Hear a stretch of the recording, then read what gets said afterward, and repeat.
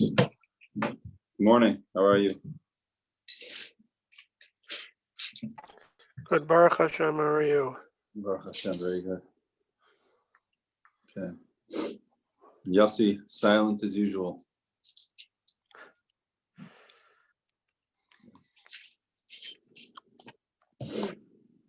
Okay. Just wait another 30 seconds or a minute.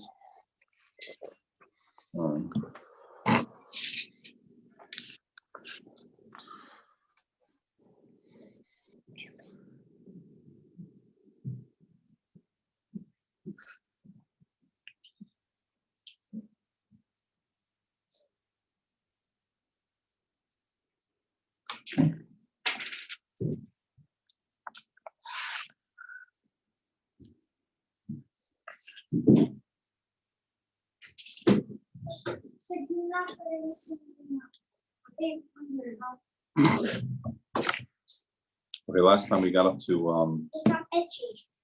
Listen. And take this off.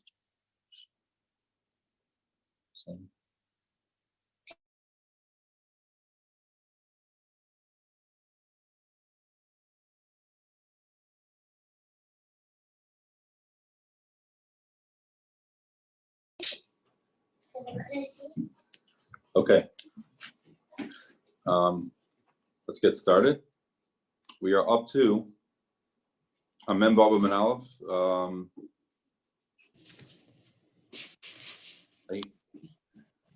8 lines down. 8 lines down. Mi Amar of Yochanan Hachi. Mi Amar Yochanan Hachi.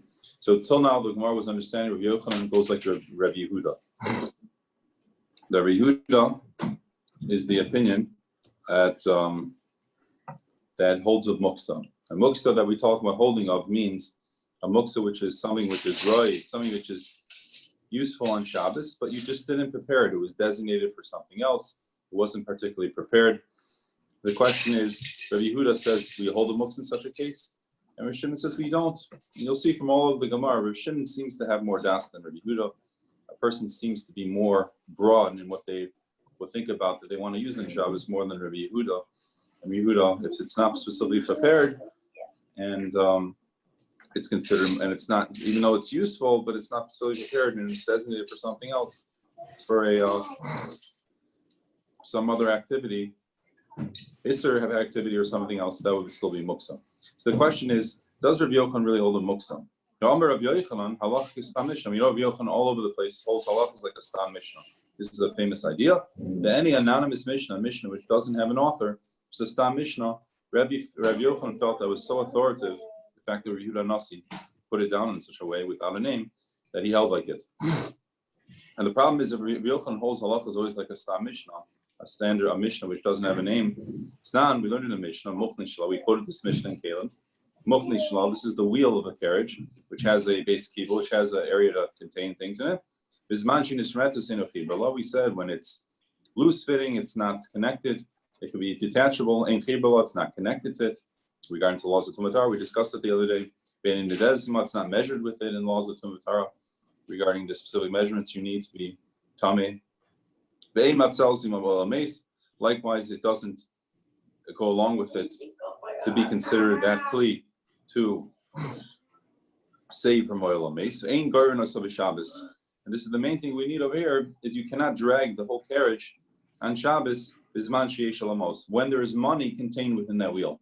So you can't drag the carriage, but that's mashma that it's only when there's money currently in it. If there's no money in it at that moment, Sharia be permitted to drag it. Despite the fact that Ben Hashmashos at the onset of Shabbos there was money, and subsequently the money was taken out by a guy or fell out.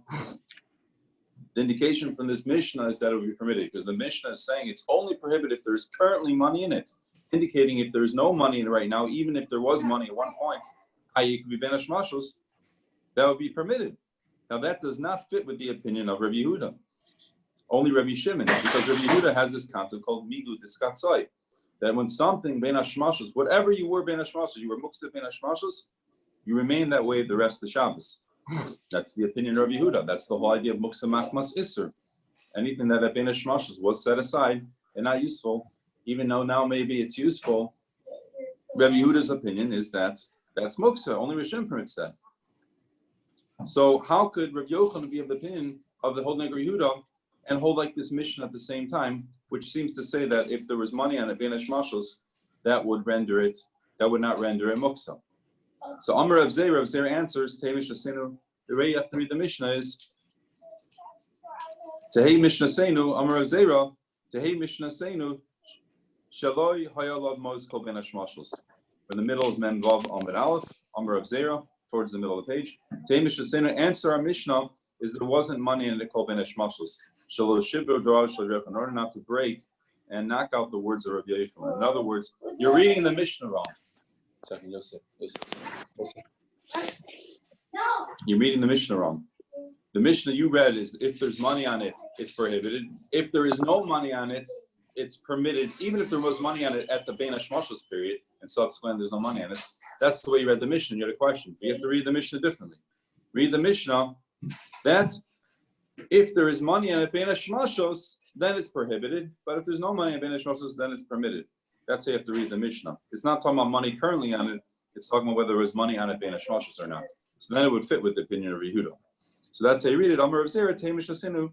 You have to read the Mishnah. If there wasn't money in it, it's all Bein HaShmashos. It doesn't mean there wasn't money in it currently. There wasn't money in it Bein HaShmashos.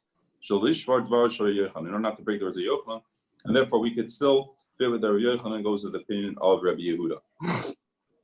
Amar Rabbi Shubin Levi. Shubin Levi tells over an incident. Pam achas, one time, halach Rebbe Lidis Yufra. Rebbe Yehuda Nasi went to the town of the diaspora, whatever that is.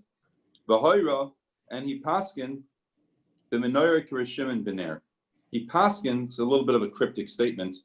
He paskined that by menorah, like a candelabra, Kirishim Bener, like Rav Shimon by a candle.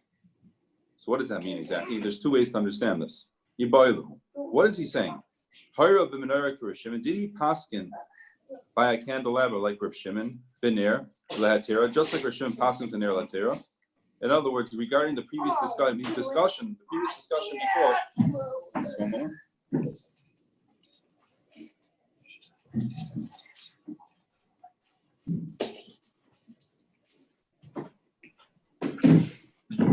Does he paskin? We had a previous discussion about a little menorah, which had some sort of look that it could be taken apart or put that together.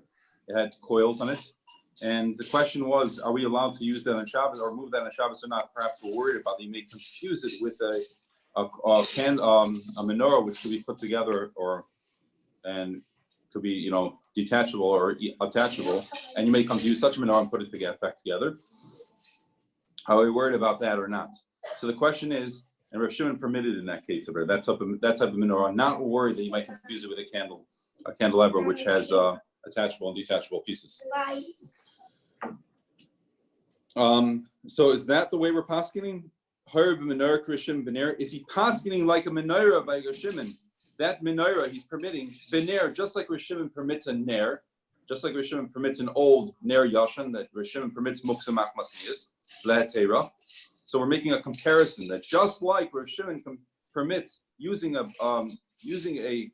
a lantern which was used before, that's muksa machmasmiyas, he permits that. So too we permit this candelabra, this menorah, even though it's in pieces, it could potentially mix it up with an item which you might break apart and put back together. Is that the way you read it? Or maybe he's saying two psakim. He has two separate psaks here. One is he's hayr menorah l'isura. One, he's passing that menorah as asur. That because you might come to confuse it with a regular candle and put one that you can put back together. And he passes like a Shimon menorah. He's also passing like a Shimon, the famous Rav Shimon that doesn't hold the muksa of muksa machmasmiyas. He doesn't hold the muksa of a lantern which was lit before Shabbos, or that was lit at one time and is disgusting now, or it's unusable. He holds like the Rav Shimon. So the question is he saying two psaks or is he saying one psak? Is he paskening like a menorah like Rav Shimon, paskins by a ner, and he's paskening mattering that menorah, or he's answering the menorah and he's also passing Rav Shimon by a ner? That's the two questions. So Teiku. The Gemara leaves off unclear on this point. Thank you. We need Eliyahu Navi to answer this question. Rav Malchia Ikol Lebei Rav Simlai. Rav Malchia went to the house of Rav Simlai. They tiltul sharga, and he moved the shraga. He moved the lantern. Obviously, it wasn't lit at the moment. It was lit before Shabbos, and now it's not. The Ikol Rav Simlai got mad. Ikol Rav Simlai. Obviously, Rav Simlai held it was muksa like Rav Yehuda. Rav Yosi Gula Ikol Aser Rav Yosi Berchanina. Another incident. Rav Yosi, the Galilean, went to the place of Rav Yosi Berchanina, tilto shaga. He moved the lantern. Rav Yosi Berchanina got mad. So seemingly held a muksa. Rav Avo had a little bit of more of a split personality. Ki Ikol Aser Rav Shimon Levi. When he used to go to the place of Shimon Levi, Haba Metalto shaga. There he would move the lantern. He didn't hold his muksa. But when he got to the place of Yochanan, he wouldn't move it. So Manashach, the Gemara is saying, well, either way you look at it, does he hold like Rav Yehuda? Levik Rav Yehuda. He should always pass like Yehuda. Even in the place of Yeshua and Levi, he should never move this lantern. And if he holds like a Shimon that doesn't hold the muksa, and this is not muksa, and therefore he doesn't hold the muksa, and therefore he should be able to move this lantern, which is not lit now. Levik Rav Shimon. Then he should do like Shimon and always permitted, even in the place of Rav Yochanan. So answer the Gemara, the Olam Kir Shimon really he holds like Shimon, and he permits muksa, and he really should always permit it. However, when he was around Rav Yochanan, Mishum Kvoided Rav Yochanan, because of the kavod, the honor of the great sage Rav Yochanan, whose opinion was like Rav Yehuda who held the muksa, he refrained from moving it in his presence, but really he held like Rabbi Shimon. Rav Yehuda. Rav Yehuda made a comment. Shraga de mishcha shar letutla. If it's a oil lantern, you're allowed to move it. An oil lantern is not so disgusting. It's something after it's used, it's still somewhat sanitary. It's something that people would use still. But the neft is some sort of other fuel, which is more. Apparently, after it's used, it's more disgusting. Some sort of pitch or tar or something of that sort. After its usage, the kli is totally unsanitary, unusable, disgusting. That would be aser. Rashi learns this is even according to Rav Shimon, who doesn't hold a muksa. Even Rabbi Shimon would only permit a cheres that's a ner, lantern, which was lit with oil. That level of disgusting Rabbi Shimon held was okay. A person still uses it. However, when it comes to neft, this pitch or tar, this even Rabbi Shimon would hold is a problem. Even Rabbi Shimon would hold is considered too disgusting, and you wouldn't be able to move it, right? Because even Rabbi Shimon, like I said before, who doesn't hold the muksa, you'll see all over the Gemara. It's only because his das is always thinking about using things, but certain things are so unusable that even Rabbi Shimon would agree to, and a person would never think about using them. Rabbi Rav Yosi, the neft nami shotu. But Rabbi Yosi comes and says, no, even neft is permitted to move. Even if it's with this material which is so disgusting, even that would be considered the totally. Well, the more we'll discuss in a moment why.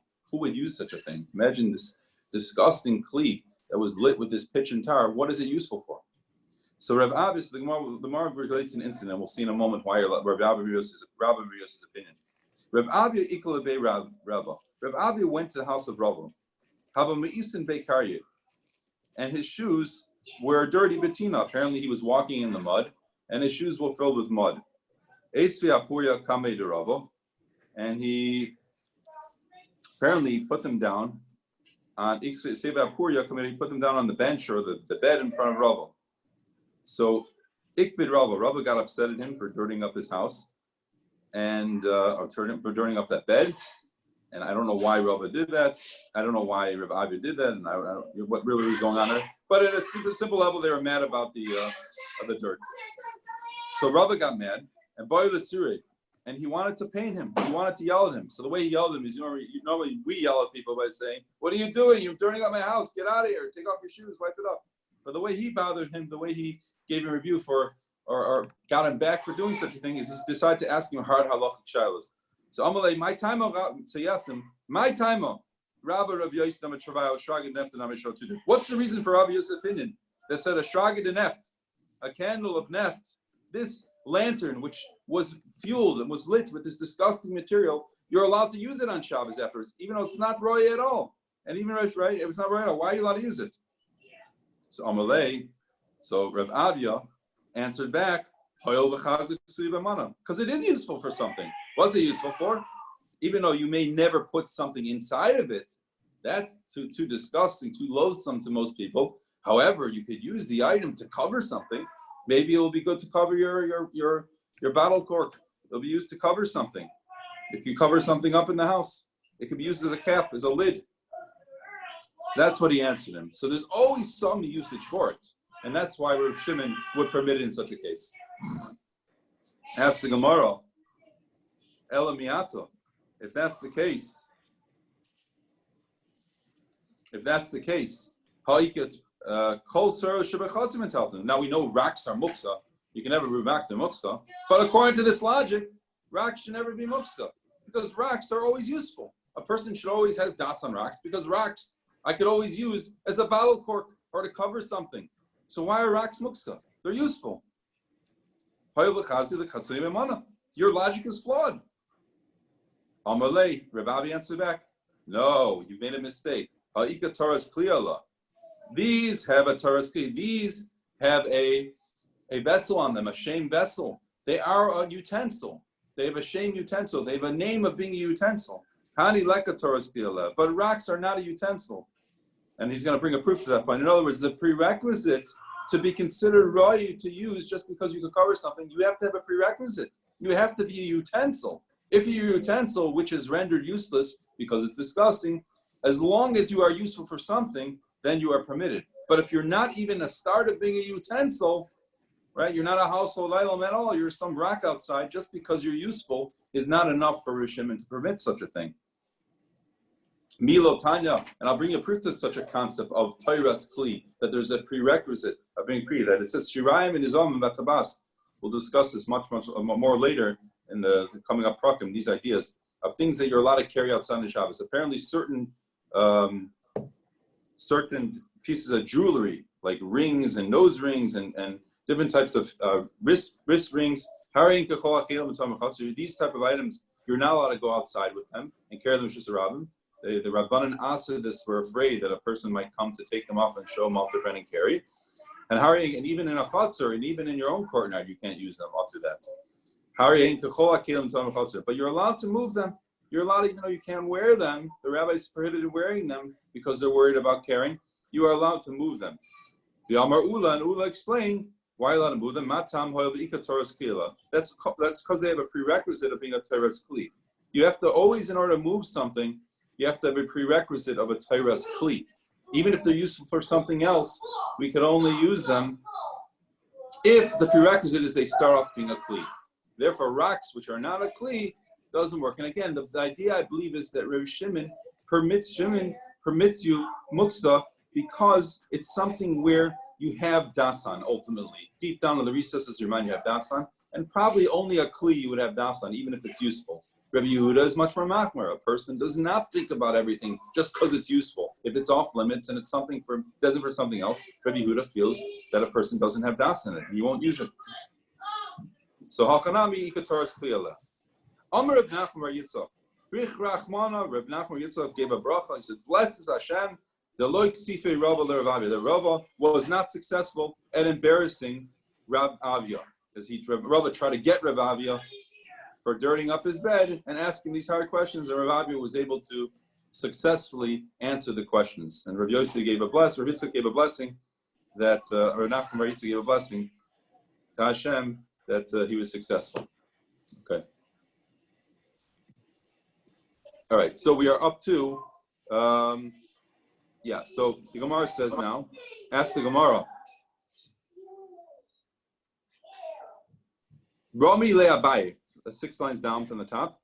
Rami le'abaye, Abaye asked the question, Stira to Rabba. Tanya, we learned in a brayso, Moiser Hashem shebener shebekara, the leftover oil in the candle, in the lantern or the plate, aser is aser. That's muksa. You can't use it on Shabbos. Rabbi Shimon Matar, Shimon permits it. So Alma, we see the Rabbi Shimon less than muksa. Rabbi Shimon doesn't hold the muksa, right? This is classic. Rabbi Shimon does not hold the muksa, the leftover oil. Afterwards, a person would probably have dasan, and Rabbi Shimon permits it. Beramini, I want to ask you a question. Rabbi Shimon Omar, this is a Maseches Beitza. Rabbi Shimon Omar, Kol Shein Mumo Nikam Erev Yantiv. A little bit of background. A Bechor is a korban, a firstborn animal of a Behema Tahira is called a Bechor. It's off limits to use it. It has to be brought as a korban. And in the Beis Hamikdash, brought as a korban, the meat belongs to a kohen. However, if it has a mum, then it becomes chulin. If it has a mum kavua, a mum which doesn't go away, a set mum, that sort of mum permits you to shecht it and eat the meat. It really belongs to a kohen, but it's permissible to eat at that point, right, when it has a mum. That's what you would do with bechor nowadays. You would wait for it to get a mum, a bechor nowadays. And then once it's a mum, you can actually slaughter it and you can eat it. You can use it. It belongs to a kohen, but it's not holy. So Rabbi Shimon, so the halach is, ask the Gemara, Rabbi Shimon doesn't hold muksa bar mini. Rabbi Shimon Amar, kol shein mum nikar erev yontiv. Right? If a mum wasn't nikar erev yontiv, in other words, on yontiv, all of a sudden you have a bechor and it's yontiv, you're allowed to slaughter on yontiv and you can cook on yontiv for the purpose of yontiv. And on yontiv, you recognize the bechor has a mum, and I'm allowed to eat it on yontiv now. But you didn't recognize it before yontiv. It only popped up on yontiv itself.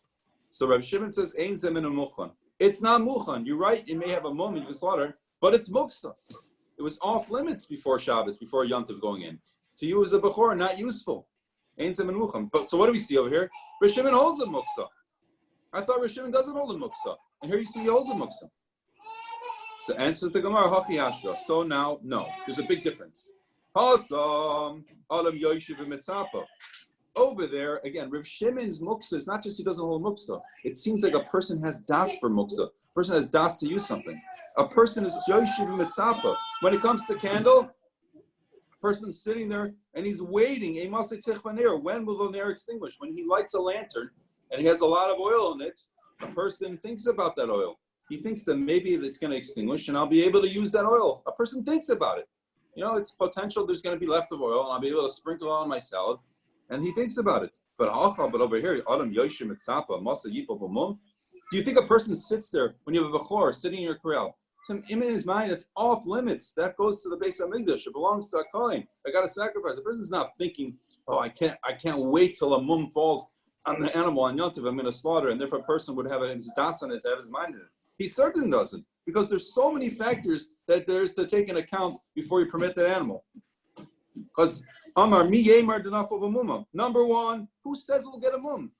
Even if he gets a mum. Who says it will be that type of mum which will permit it? It has to be a mum kavua. It has to be a mum that won't heal. Right? It has to be something that's permanent. And even as a mum kavua, who says we'll find a Talmud Chacham to permit it? You can't just permit it by yourself. You need to get a Chacham. You have to get a Talmud Chacham to permit it. Therefore, that type of muksa Shimon holds up. So it's basically muksa which a person has dasan. There is the deep recesses of a person's mind, perhaps that he'll be able to make it useful. That Rav Shimon does not hold the muksa in that scenario. But if it's totally off limits, a person doesn't think about it, there won't be muksa at all. We said this idea before as well, by a lantern, which is a large lantern, which you have a lot of oil. In that scenario, the Gemara said a person does not think about it. To him, it's totally off limits. He'll never think that the oil will, that the candle will extinguish and use it. So Masib Rami Bar Chama, Rami Chama asked the question on this. We see Meifir in the Dar and B'Shabbos. A person is allowed to Meifir. So the halacha is when a woman has, or man or woman, a woman makes a neder. A woman makes a neder. One moment.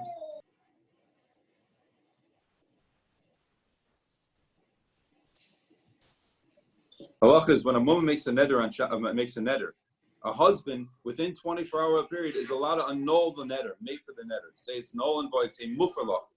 So the question is, if she makes a neder, is he allowed to make for it on Shabbos? Is this a violation of Shabbos? Maybe it looks like something prohibited on Shabbos. Is he allowed to do something like that? The halach is meifir neder b'Shabbos. A man is allowed to make for a neder b'Shabbos, because if he doesn't do it now, it will, because you have only a 24-hour period. It will stay forever. Right? Meifir neder b'Shabbos. He could do such a thing. V'nishal neder shem l'sarach Shabbos. And nishal is a different thing. Nishal is you can actually go to a chacham and he can undo your neder. He can ask you certain questions to see what if you made it under those circumstances, and he could oik your neder, he could annul your neder. So that's what nishal. Nishal means to ask on your neder, to go to Talmud Chacham to undo your neder. So the halach is Nefer neder, a husband annulling his wife's neder, that he could do on Shabbos. But nishal neder, to go to Chacham and undo your neder, that's only the Sarach Shabbos. That you can only do for the purpose of Shabbos. Only if it's necessary for your own Shabbos or for the purpose of Shabbos. That you can't just stam do. Ask the Gemara about my lema mi emer desdaki labal. I don't understand. Even though you should be able to do may for it, but it should still be muksa. For example, let's say a woman said, "I will not eat any ice cream on Shabbos," and she makes a netter that all the ice cream is konim alai, all ice cream on Shabbos. The husband hears it, and she did it. Let's say she did it before Shabbos, and the husband hears it on Shabbos. Hears about it within 24 hours on Shabbos, and he's made for it. So you're allowed to do that, but the problem is, why is she allowed to eat that ice cream? The ice cream is muksa because going into Shabbos, she never thought that her baal, who said her husband's going to be around?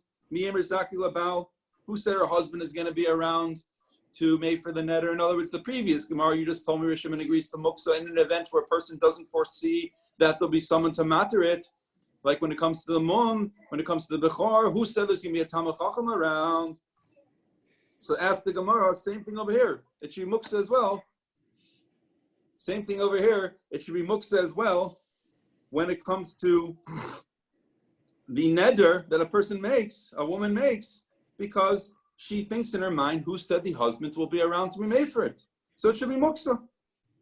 Answers the Gemara, Mishmei Dara Hasam Kira Pinchas Mishmei Rava. There it's like Rav Pinchas, the name of Rava says, Amra Pinchas Mishmei Rava Kol Adaras Aldas Bali. There's a woman, when she makes a neder, she has her husband in mind, that her husband will, I'm only making this neder if my husband wants this, and she's always thinking about her husband at the time of the neder, therefore it is on her mind, therefore that wouldn't be muksa. Tashima, the Gemara brings another question. Nishala Nidarim Shal Tzarech Shabbos b'Shabbos. One is allowed to ask the Nidarim Shal Tzarech Shabbos. Again, we spoke about one makes a neder. You're allowed to nishal. Nishal means go to a Talmid Chacham. He could permit your neder. He could permit your neder under certain circumstances. So he's allowed to do that if it's for Tzarech Shabbos, it's for the necessity of Shabbos. Ask the Gemara about my lemami, same thing, even though he may be permitted on Shabbos, but going into Shabbos, it was muksa, the person never had it in mind. It was off limits. But lemami yemer zaki lachacham, in his mind he'll think, who said I'll be able to find a Talmid Chacham? Who said I'll be able to find someone to permit it for me? So it's off limits in his mind. Right? Just like you said previously, the moon. Answers the Gemara, Hasam, they're over there, Elam Mizdaki Lachacham, even if you don't find a Chacham, there's the two rules over here. There's two ways to permit a neder. One way is to go to one Talmid Chacham who could permit it. The other way is you could go to Shloisha Hedyotis. You can go to three commoners, and three commoners, which are all over the street, could permit it for you. So over there, a person always thinks in his mind, you know what, maybe on Shabbos I'll need to permit this neder. And yes, maybe a big Talmid Chacham won't be around, but perhaps three hedyotos, three individuals, that I could always find, any guy in the shul, any guy in the street who will permit it. It's sufficient to have gimel hedyotos, three commoners. But in our scenario, by a bechor, which we said is muksa, because a person in his mind is thinking that who said there'll be a Talmid Chacham to permit it? Who said I'll be able to find a Chacham? And over here in our case of bechor, he won't be able to find it. And hedyot, commoners, are not permitted to matter bechor. The only time a commoner is permitted to matter or permit a bechor if it's a real apparent mum. It's missing a leg. It's missing something that anyone can see. But a standard mum that we've been talking about takes the Talmid Chacham to matter. So over here it's muksa, but every other scenario it's not muksa because there's always a way around it, and a person has in mind, I'll be able to permit it under those circumstances. Just bear in mind, the Gemara is assuming that these items are muksa when a woman makes a neder, right? When a woman or someone makes a neder in it.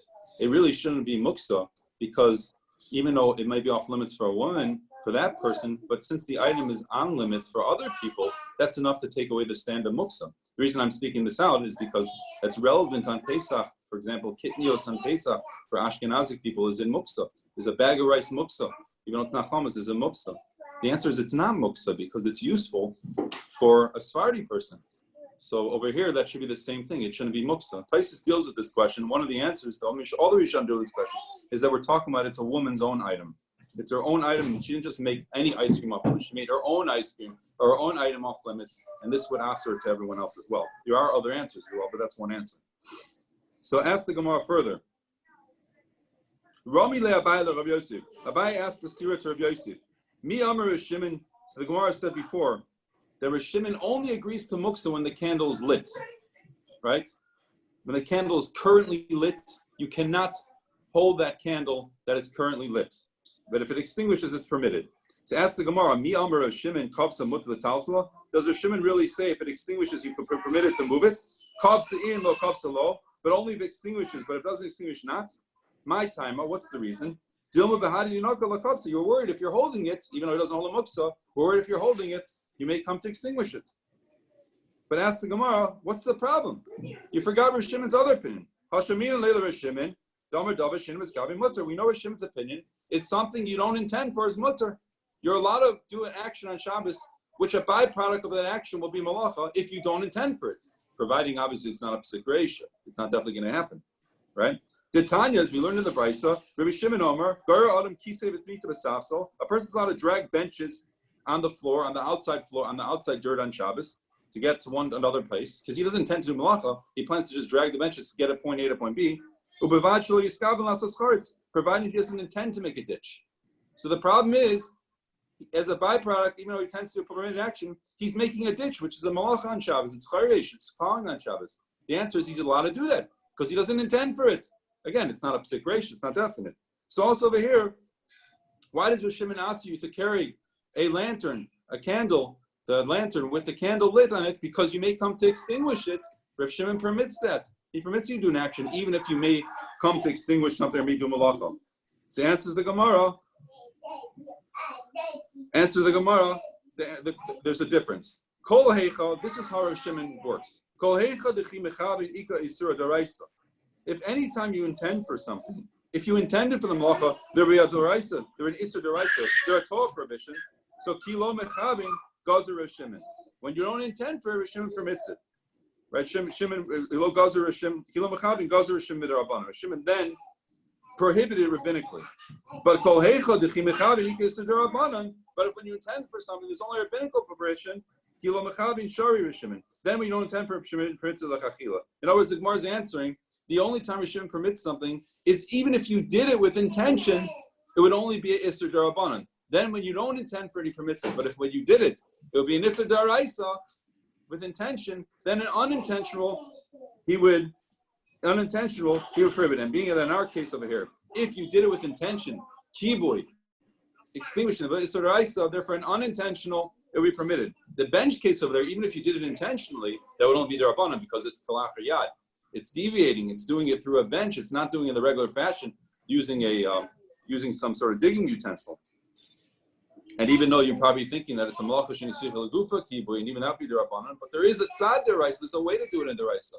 So the Gemara has an interesting idea that Rav Shimon only permits davar sheniskaving in as much as the malacha that you intended for. If you intended for it, it would be an issur deraisa. But being that we're dealing with an issur derabanan, it would be permitted entirely. And that's why the Gemara feels that holding a candle with a flame on top of it, that would be usher according to Rav Shimon, because perhaps you'll extinguish it. Because if you did it with intention, it would be an Isser Daraisa. But the Gemara immediately rejects that. Because Masiv Rava, people who are selling clothing sellers, and what they sell is they're selling shatnez as well. They sell the goyim, they sell wool and linen together. So how are they allowed to sell? How are they allowed to model this item? They didn't have mannequins back in the day, and the way they used to do it is sell it as they used to put it on themselves and show it off. So they're allowed to sell it in the normal fashion. They could put it on even though it's shatnez because they don't intend to get benefit from it, right? And that's not a violation of Kalayim unless you plan on getting benefit from it. And show it off and act as the mannequin. Provided you don't intend in the heat to get benefit from to protect yourself from the heat or the rain because of the rain, right? As long as you don't intend to do the malacha, to do the isser, the shatnez. But the tznuim, the people who are careful in halacha, mafshilin b'makal achreim. They used to drape it over their shoulders with a stick. They wouldn't actually put it on because they're worried. But the point is, you're allowed to wear shatnez if you don't intend to benefit from the shatnez because you want to act as a mannequin to show it off. Ask the Gemara. But over here, if you did it with intention, it would be a Torah violation. And then kilo mekabin, and yet when you don't intend for it, shari is permitted. Rishim and the chachila, he permits it. In other words, your previous notion that you established was as when it's an iser deraisa, if you did it with intention, Rishim would gigayzer a davar shem miskabin derabanan, right? And here we see that's not true. That this would be an iser deraisa if you did it with intention, and when you don't intend for it, it's permitted entirely. Therefore, we're left stuck. Why does Rishim prohibit holding and carrying a lit lantern with the candle on top of it? Because you might extinguish it is not an acceptable answer, because Rishim holds davar shem miskabin is permitted. So Rava says, Hanach laner v'shem, leave alone this idea of ner, candle, shemen upsila, a candle, the lantern with the oil and the wick. Hol v'nasis basis davar aser. The reason it's prohibited is because it's all a basis, they're all a base for davar aser. The flame is aser, and everything else underneath it becomes a base for aser. So this is called a basis davar aser, and therefore that prohibits the candle as well, the lantern as well, and that's why Shimon holds it's us in this case, not because he holds the muksa, not because he's worried about extinguishing, rather they're all a base for muksa, and there's currently muksa on top, the flame is muksa, and therefore everything else becomes a muksa as a result of that, because it's all holding there. It's all holding it. Okay. We got up to second line, number of 0. Okay. Let's hold it over here. Gabe, I have to talk with you, Gabe, about this, getting it recorded properly. I'm still on my iPad right now, so. Yeah.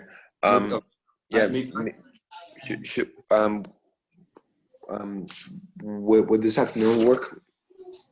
Yeah, give me a call this afternoon, okay? Okay. Whenever you're ready. Okay, Yeshikov. Okay, right. All right, take care.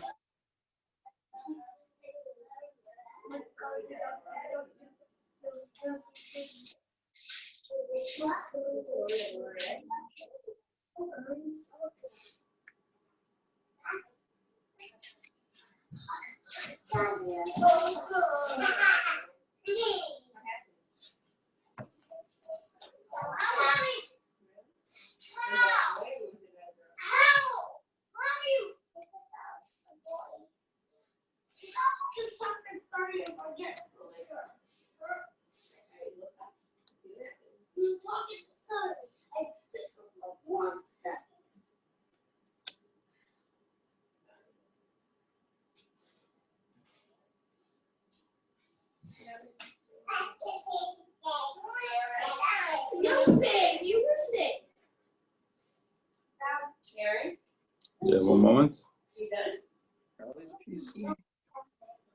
Hi, Aaron. Hi, Ma. How are you? It was a beautiful shear. Thank you. Thank you. Thank you. Thank you. Thank you.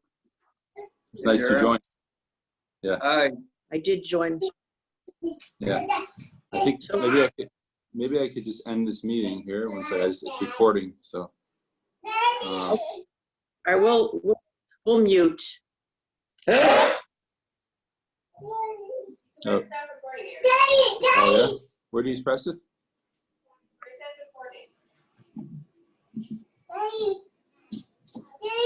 Daddy.